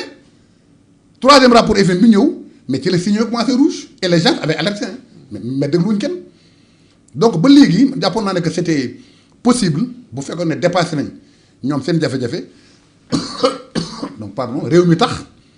mais malheureusement comme je l'ai dit gisuñu danger bi xam nga bi Sénégal nekk ba nga xam ne daal seenu nga ci ñoom changement bu qualitatif bu quantitatif bu positif donc dans le vécu du Sénégalais moo tax may ñaan yàlla rek ñu yeggali seen mandat jàmm ak salaam dem élection locale donc en 2027 fexe na yëpp transparent donc waajal suñu élection 2029 si les Sénégalais maintenant pensent que man je suis démocrate parce que vraiment donc ñoom dañoo war a continuer ak Sonko nañu téye doy nañu c'est aux Sénégalais d'apprécier s'ils pensent maintenant que parmi les autres candidats y a un programme wala un candidat qui nous rassure le plus mais chance mais di gën ci réew mi man jàpp naa ne mooy ñii parenthèse la woon et puis yàlla moo bëggoon nattu Sénégal donc par la nomination de Bassirou Diomaye Faye les Sénégalais dañ amoon jamaa di ko weq yàlla jox leen përëm à tout point de vue bourse familiale yi mais ñi ko Macky Sall doon jox leen dimbale. commencé nañ ko mais non dañ ko diggee feeguñu ko de lu ñu diggee la c'est la poste que fait dégg gu ma ne fee nañ ko poste nga nekkoon. waaw voilà donc dégg naa ay rumeur gis naa sa benn de service bu génn war na nekk effectivement neew nañ date bi nangam kërën mais finalement la date sera communiquée ultérieurement ils n'ont pas payé avant la Korité mais 2 ans durant da nga ko bloqué. loolu la ñu annoncé woon de. non gis naa note de service bu poste def nekk effectivement xaw ma poste xaw ma direction bi toppatoo affaire bourse yi nekk dañu ñëwoon date nangam la mais finalement donc la date bu sera communiquée ultérieurement je sais que daal qu'ils n'ont pas payé avant la Korité maintenant fay nañ ko wala xam fee gu ñu wóor mais daal ils n'ont pas payé avant la Korité mais 2 ans dañ ko bloqué les étudiants qu'est-ce que Sonko n'a pas dit pour les étudiants léegi nga leen di menacer di proposer sax di xalaat sax dugal fa police donc dans l'université donc réew mi daal soxna Fatou man li may ñaan yàlla mooy ñoom ñaar yàlla jubale leen ñu continuer seen liggéey comme def nañ 2 ans ñoom jàpp nañu gouvernement bi remaniement amul à part que réaménagement ñi fi nekk mën nañ ñoom yaasi nag ñoom gros calibre donc baax nañ vraiment daal nañ continuer comme ñoom jàpp nañ ne que réew maa ngi dox ba 2029 les Sénégal apprécié mais daal ñaanuma yàlla fitna seen diggante parce que ñun taluñu fitna nit ki mënoo ñàkk a lekk ñàkk a naan ne ci ay jafe-jafe ñu lay teg fitna di àtte xeex les souvenirs de 2021 2024 kooku ñaantuñu yàlla réew mi duñ ko parce que nag on a yàlla muy sura on a foré le purin te xam naa ne jafe-jafe nekk fii tout est réuni pour que ça explose yàlla nañ ci yàlla musal mais daal étincelle bi daal nañ ko yàlla xañ ba 2029 ñoom ñu dem keneen jiite réew mi quoi. alors seen parti également mu ngi traversé crise bu xaw a yàgg tuuti PS depuis pratiquement 1 an yéen a ngi ci coow bu dee ëpp ko sax dernièrement gis nañu benn manifeste dundal PS fan ngeen toll waxoon nañu waxu congrès jàpp date finalement yeggale renouvellement yi lan mooy tey seen. waaw ni nga ko waxee mooy que ñu ngi ci crise bu yàgg sax. boo xam ne ëpp na 1 an. am na avancé au moins. waaw boo xam ne ëpp na 1 an parce que am na sax ay xale bon pas xale donc une structure donc IRAS pour ne pas les nommer mooy initiative pour la relance donc des activités socialistes demoon nañ sa instant justice John Maître Aba xam nga Maître El Hadji Diouf pour obliger Aminata Mbengue Ndiaye bu dem congrès mais malheureusement bi ñu demee le PS a tout fait donc Aminata ay seen avocat pour que ñu débouter leen ne que mais le juge avait quand même donc nangu woon na requête bi mais li doon problème bi rek mooy IRAS du structure bu parti bi reconnaître et que il pouvait pas ñoom donc SC waaw loolu la ñu ngi doon defarwaat nag pour bi yoon ñu am ay signataires yoo xam ne c'est des responsables du parti ak leur carte de membre et tout pour donc jëmee SC en justice beneen bi nga xam ne également wax nga ko léegi mooy que ñun dañu waxtaan donc Serigne Mbaye déjà mu njëkk def appel bi yàgg na yokk lu nekk parce que les partisans de l'immobilisme ñoom bëgguñu ko wax dëgg ci parti bi doxul donc ñu créé ay commission pour dem congrès dañ doon sax décembre ñu dem congrès man xamoon naa duñu dem congrès décembre demuñu congrès nous sommes au mois de mars donc manifeste bi génn yàggul donc juste donc avant weeri koor bi peut-être que loolu moo tax donc amul donc des actions yoo xam ne moo ci sûr man je suis même signataire du manifeste ils étaient rek surpris ñoom la direction du parti lorsqu'ils ont vu les signataires am na sax ñeneen yoo xam ne qui ont signé après yónnee message WhatsApp les je signe le manifeste donc jàpp naa ko daal sous peu soit Aminata tant que dañ ko banque maa nga taal ko maa ji dagg ko donc dina dina xam ne wàllam wéy na di defaral suñu parti wa illaa donc manifeste bi dafay am donc action boo xam ne moo ci topp mooy duñ ko xaar duñ ko déglu def tournée nationale donc jéem a dekkali donc suñu parti le temps que nag ñu koy pousser donc obligé ko à ce que mu dem congrès ko mais daal. lan moo tere congrès décembre bi am. non parce que jàpp na dafa créer une commission bi dénk ko Mamadou Faye donc qui est responsable de l'union régionale de Fatick mooy sama patron donc maay adjoint à l'union régionale de Fatick ak Gorgui Ciss mais terme de référence yi ñu définiroon man xamoon naa ne que duñ dem ko c'était un dilatoire d'ailleurs sax bon Mamadou sama mag la sama xarit la nga xam ne bëgguma ko wax ci moom mais je suis pas fier en tout cas du rôle bi nga xam ne moom daf koy jouer actuellement à la tête du parti parce que di jàppale am na ci loo xam ne du dëgg donc les anciens du parti les barons comme Imam Bounama Sall les Niadiar Sène ñooñu ñëpp Makhoudia Ndour qui a démissionné donc wax nañ ko dëgg mais malheureusement il persiste donc am na nag donc un groupuscule boo xam ne donc ils sont partisans de l'immobilisme li nga xam ne sax peut-être que su ma la waxee nga gën ñooy jéppi mooy li ñuy xaar mooy que diggante bi yàqu Sonko Diomaye ñu incrusté wu. amuñu ngor amuñu jom amuñu lu ñu jom. les socialistes ñuy xaar loolu. ah si parce que sinon gisuma lu ko fi jar bu fekkoon ne que elle était présidente sax du haut conseil des collectivités territoriales comme na mu ko nekkee woon nga ne peut-être que am na lu mu ci am avantage. pour yow Aminata tam ci logique boobu la nekk. mais lu ko tereen congrès. parce que question ma la na woon laaj léegi mooy yéen leer na ni da ngeen jàpp ne elle s'accroche alors ban explication. lan moo tax muy accroché wu la question que les Sénégalais doivent se poser. pourquoi mu accroché xam nga mais muy accroché wu. à cette question yow lan ngay tontu. mais li may tontu mooy man li ma njort mun naa juum nag mooy lenn rek la xelaat ci kanamam mooy diggante Sonko ak Diomaye yàqu ñu incrusté réew comme ñoom jomb la seen bopp dara. mais problème mu PS quand même moo gën a yàgg que dualité bi ñuy wax. problème PS moo gën a yàgg. oui xam nga man j'assume parce que suñu contrat Macky Sall 2024 la. te personne ne pouvait en fait deviner que. non suñu contrat ak Macky Sall suñu contrat ak Macky Sall seen diggante dootul neex. suñu contrat Macky Sall 2024 la parce que di nga nangu nekk bis man tànnoo ya génne àdduna ba léegi yal na ko yàlla yeesal yan mooy ci koom. ak léegi 2019 ak léegi c'est 7 ans mandat bi 4 ans la donc amité 2027 mu des 2 mandats en intérim loolu xel mënu ko nangu moom sax war na ko jombal boppam donc tant que Macky muy foon mu nekk président au conseil mu ne comprendre elle s'accrochait parce que peut-être am na ay intérêt peut-être je me dis hein mais léegi lu fi ñor lu fi ne ba ñuy mais dara léegi nekkatu fi lu mooy. lan la mujjee teg seen loxo. li mu mujjee teg seen loxo mooy convoqué mu xam ne que nit ñaa ngi koy xaar la dernière fois dafa daw reporté à quelques 2 heures la réunion hein donc dafa reporté koor gi dugg si mais on attend parce que foog mu convoqué le secrétaire exécutif il faut qu'on convoque le bureau politique bii ñëw bu ñu ko convoqué damal sax direct na tour léegi n'accepteront plus d'être pris pour des bambins duñ ko nangoti il faut que ñu fixer ay dates yu leer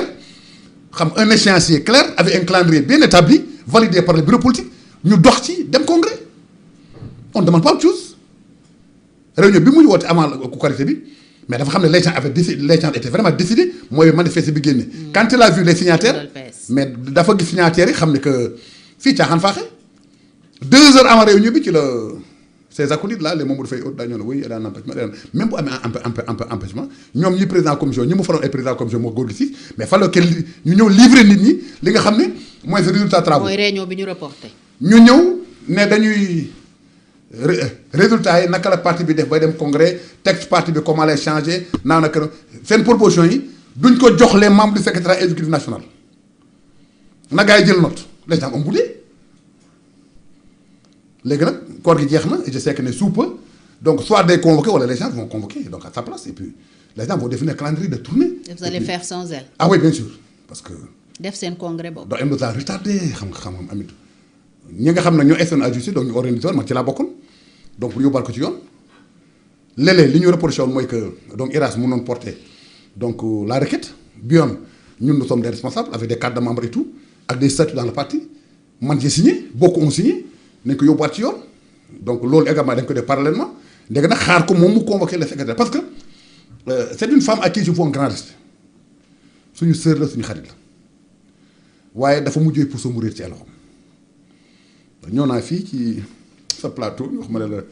parti moom tas na day bureau politique mu ne waaw ñu naan parti bi tas na. puso bi réer na. waaw ñu naan parti bi tas na yàlla. na leen delloo yàlla bu ne mën na doon gaaruwaale bureau politique. donc di ma tontu xam naa sax émission bi la seetaan mais parti effectivement mooy tas na nous sommes même ridicules man foofu damay sax gêné wu wax ne que socialiste la c'est gênant et pourtant les Sénégalais nous disent mais defaru leen. kon le parti socialiste n'existe plus fi ñuy wax. non li ma la wax mooy c'est un parti où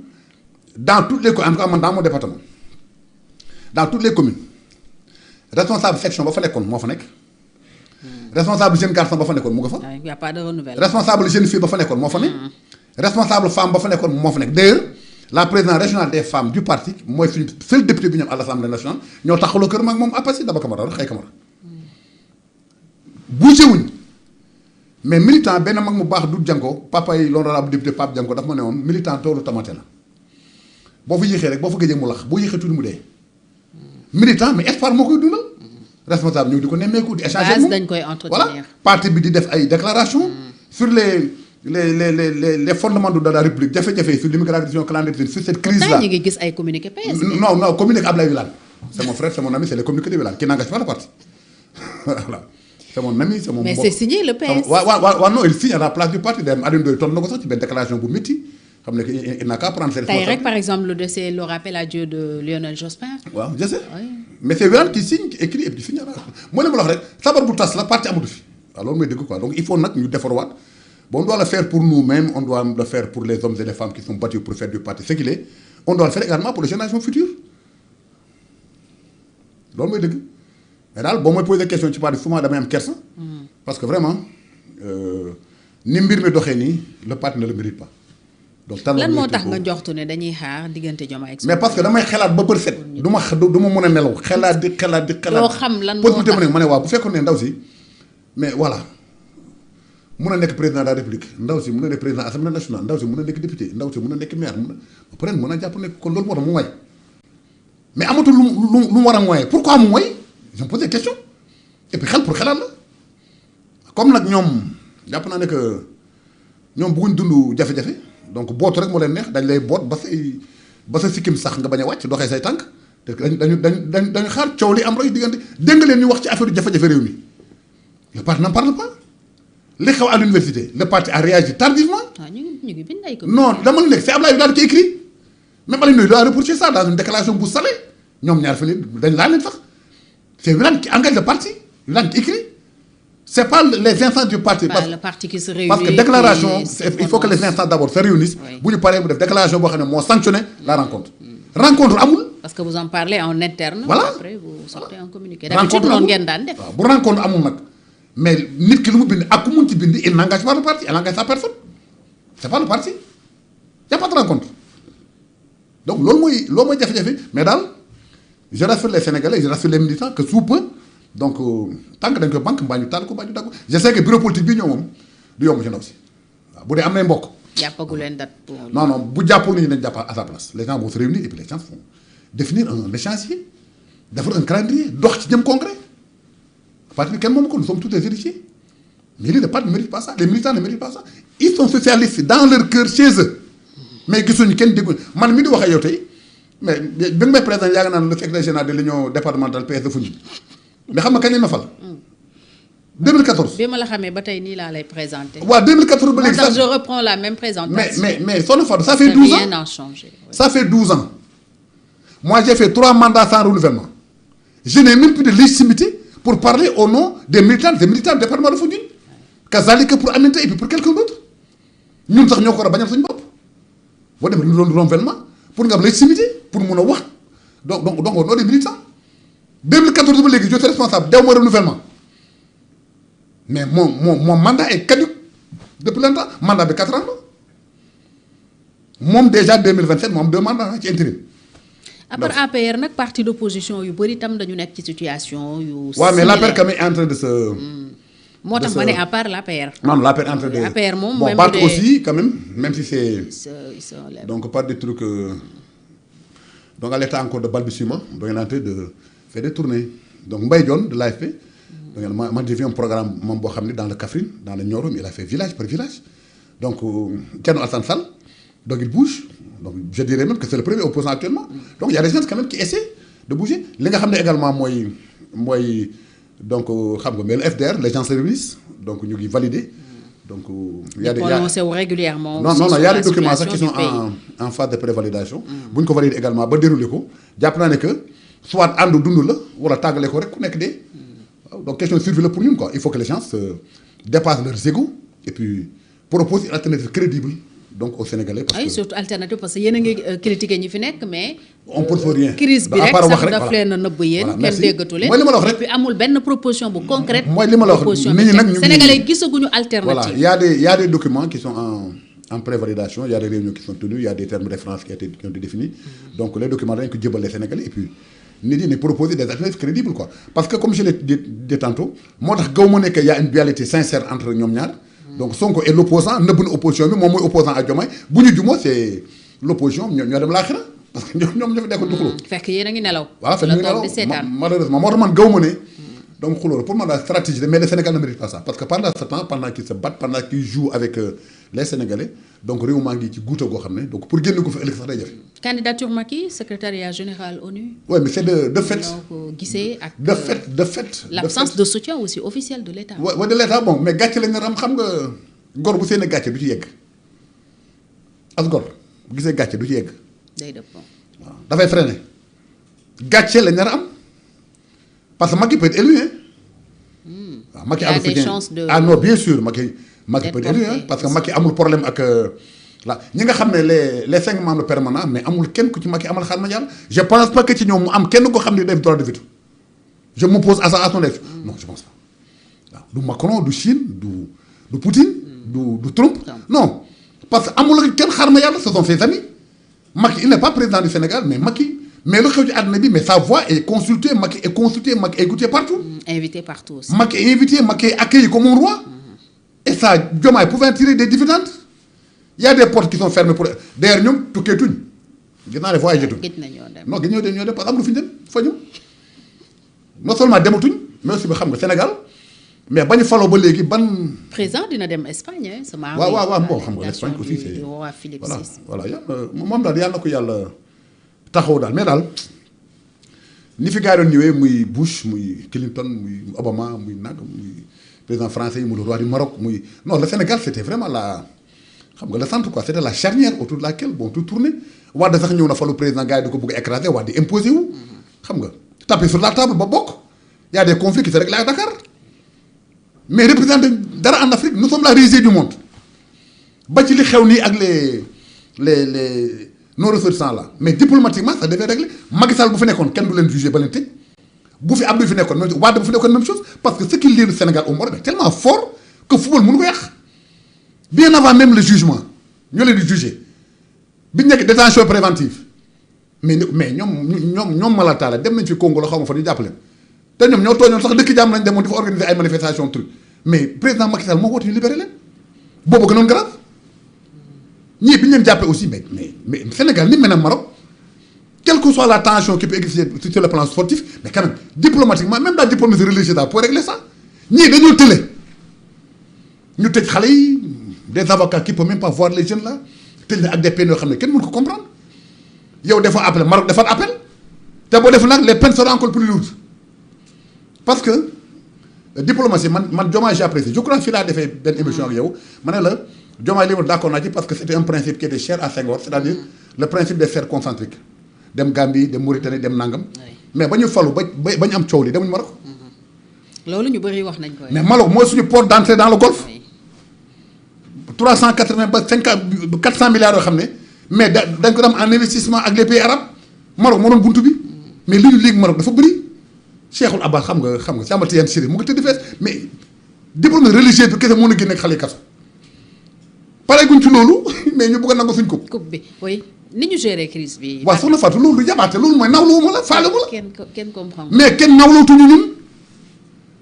mais loolu moo lay waroon yitteel. yow c'est l'échec encore de la. mais c'est l'échec de la diplomatie sénégalaise. Yacine Fall fa nekkoon Yacine Fall man daa mon gouvernement. l'absence de lobby peut-être. l'absence de lobby l'absence de réseau. l'absence de discours cohérent. l'absence de sincérité. la dualité au sommet de l'État mais tout c'est tout un paquet. c'est un cocktail qui est là kenn nawlawuñu. wax naa ko nag benn xarit ma ne ko njulli du kasak da ngeen def ni bettu ma njulli day toog ñu koy selbe di ko kasagal ay njuri doo ko jox leen ngeen ne ko kasaga yéen xamu leen man xamoon naa nekk Sénégal bépp même man bettu ma même bu ñu bëggee je me demande même ndax bëgg nañ même bu ñu bëggee munuñ te xamuñ ne munuñ nanguñu wax ak ñu mun nous sommes la risée de l'Afrique du monde te doomu Sénégalais fu njëkk foo nee Sénégalais nga rek mais non dañ leen ñoo ñaari loxo mooy ko civilisé kii mooy ko intelligent kii mooy ko leen démocrate c'est le voilà. On avait quand même un leadership incontestable. Non leadership bu waaye mais da ngay nekk suq sax ñun ñii dans les collectivités territoriales là nga dem en partenariat un peu partout en Europe mais non depuis les rapports lañ lay traité comme président de la République boo demee ku nekk di bëgg discuter ak yow la mooy seen code électoral la mooy nangam et la décentralisation seen. lan moo yàq loolu. mais parce que ñii ñoo ñëw bëgg a def chamboule bëgg a def tabula rasa bëgg a tëggaat réew bëgg a recréer la roue ba ci ba léegi les politiques territoriales là dont on parle là moi qui suis vice-président du conseil départemental mais xamuñu mais ban statut la pôle bi am ndax xamuñ daa nekk collectivité locale xamuñ daa nekk GIE parce que pas de service civil. mooy les pôles territoires. les pôles territoires donc xamuñ département bi ndax dañ koy considéré ndax dañuy recréer la région collectivité territoriale. bi ñu supprimé woon. voilà avec l'acte 3. ndax dañu supprimer département ndax commune bi la ñu truc les conseils qui iront au pôle nu ñu leen di fale ndax c'est les grands électeurs comme au conseil économique nañ doon fale les membres du haut conseil des collectivités mais xamuñu ñoom ñi ko proposé xamuñu ba léegi. depuis que ñu koy wax. il faut recréer la roue décentralisation bon vous me direz c'est un processus qui donc qui n'est jamais achevé mais am na loo xam ne ak kelawoon bu nekkoon fii et puis ñu ko fi defoon c'est des gens yoo xam ne dañu waxtaan ak nit ñoom la xëy wax ñoo kenn bugg a ñëw rek décider y a problème foo laal rek am na problème et pourtant bu ñu waxtaan ak Sénégalais yi franchement man bi ñu faloo mu taw ci guddi gi 20h la poste félicité Diomaye wilaan moom mu njëkk a woo di mu sëpp na mu dafa teel Djibi Soumaré un jeune frère boo xam ne mu may dégg boo am militant de Siré Dia à Thiès donc qui est EG de syndicat à la poste woo ma aussi naan ma EG da nga teel a félicité mais man dama xamoon ne buur yàlla koy fal Diomaye falul et au fond de moi ak wis boobu mu wax ne Sénégal ku ma woo nga ne ma waa sama dëkk di xaw na wis léegi alors je me suis dit que vraiment yàlla nekk lieu d'espoir yàlla nekk xéewal pour réew mi mais man Sonko yor laa bi ñoom di wax rek di wax ba tas suñu réew te wax ju bëri bu doon joxe cër mbaam du sëf l'histoire de la dette cachée la mais moo ñu àndil guuti gi yëpp soo na faru da nga dugg ci boutique yow yoroo loo jëndee ceeb ngay wax téléphone ñëw ba ci boutique bi nag man de mu dégg la nga naan man de wax dëgg yàlla ne ni moom fi mu ne UG ba may waaj a génne ma fayuma depuis 10 mois et puis sama kër dafa amoon dafa nangam mu dégg la nga wax pare nga ne ko lebal ma mais du lebal même dëkk bi bu nekkoon 4e sous-sol mais Wade woo wax fee ne ko Macky Sall dans 2 mois du fay salaire dafa tax Macky tekk di jooy wala di lamenté wu. mos nga dégg Macky Sall mu xas régime Abdoulaye Wade. wala administration. waaw mais administration nga xas justice nga xas société civile nga xas l'opposition nga xas. parce que le problème c'est la crédibilité même de l'administration. mais la crédibilité de l'État xam nga de l'État. parce que réew moo xam ne mën nañ fa leb di ko nëbb. mais alors que loolu foog nga wax ko dof mu gëm la. ak di falsifier. D'ailleurs la dernière fois le ministre de l'économie a dit que donc tournons la page de cette dette cachée parce que xam nañ ne loolu amul. le débat n'a pas sa raison d'être. mënta nekk te loolu ñu ànd ci guddi gi kenn wóolatuñu waaw d'accord da nga leboon waaw léegi nañu def nañ waxtaan nañ jubbanti c'est que les gens proposent là mu koy bañ di bomber le torse mais rebasing la. restructuration mais rebasing la d'accord mais nañ waxtaan. dette bi ok man waroon naa la fay nangam mais quand même mënuma ko nañ ko décaler nañ ko mais waxtaanaat la li muy bañ moom ci mooy waa FMI jaar fa donc xoj la teg la loo xam ne atom mais li ñu FMI waroon teg moom la ñu teg déjà ñoom teg nañu ko ba pare. foo dem fay taxe on ne peut pas vivre pire que ñoom li ñu teg déjà nii. le plan de redressement. waaw plan de redressement bi la. ajustement nga ko jàppee. genre ajustement la loolu la ñu FMI mënoon teg mënuñu teg leneen. nga jubbanti woon amaat un nouveau programme ak ñoom et puis le problème de FMI mooy bu la wóoloo ba lebal la non seulement les investisseurs. dañuy ñëw dañ lay ñeme mooy garantie bi. sa cotation. dafay jóg mais keneen koo dem leb ko da nga am crédibilité mais bu FMI liggéeyul ak yow. à des taux li ñuy def moo tax léegi ñuy leb à des taux yoo xam ne. donc xam nga taux d'intérêt xam nga qui sont très élevés avec des maturations très courtes. loolu ñu sonal c'est ça qui nous fatigue. réew mi daal ku yebu ñaan kilifa diine ñu ñaan et puis xaw ma ndax remarque nga ne kilifa diine maandoo ci seen gestion dañoo maandu. kenn waxatul ku bugg a wax nag soo demee sëñ bi dimbale ma rek maandu ci waaw. ba sëñ Maye Niass waxee ne maa ngi wax waaye dañ ma saa keroog sama rongoñ dafa daanu sama dënn foofu la réew mi toll. kilifa yi waxatul c'est une réalité. ba pare accident yi bëri musiba yi bëri chaque jour nga dégg scandale chaque jour nga gis léegi da nga dem ba bu ñu nee yaayu 6 morts ci accident sax dafa mel ni dañ ne y a 6 moutons qui sont morts ça te fait ni chaud ni froid alors que mu njëkk da nga doon tiit te pour moins que ça ñoom il demandait au ministre des transports de démission pour moins que ça. Mansour Faye waaw gis nga coow borom ñaari tur yi ni mu yëngale réew mi donc chaque jour yàlla nattu la béykat bi béy na ba pare am production record mais gis nga borom pomme de terre rek borom soble yi di ko sànni ci kaw tali lu mosul am foo laal dafay métti bu ñu amoon nag conscience ñoom manko xam nga wàññi seen rythme de vie wàññi voilà jéem a dox ci Sénégal sénégalais xam ne kat waa ji sonn naa mais waa ji mu ngi ci man moom espoir toog di xaar les Sénégalais n'ont pas l'impression que ces gens là xam nañ seen jafe-jafe wala ñu ngi wax pour régler seen jafe-jafe ba léegi li ngay dégg naan plan de redressement bi mais projection PowerPoint boobu rek nga ci am de. ba léegi kenn amul document rapport Mazars yow amoo ko man amoo ko kenn amu ko ba léegi c'est un rapport qui nous concerne. Pourquoi il le publie? Pour confirmer ou infirmer les propos de Sonko. Il n'en parle pas. Donc daal foofu la réew mi toll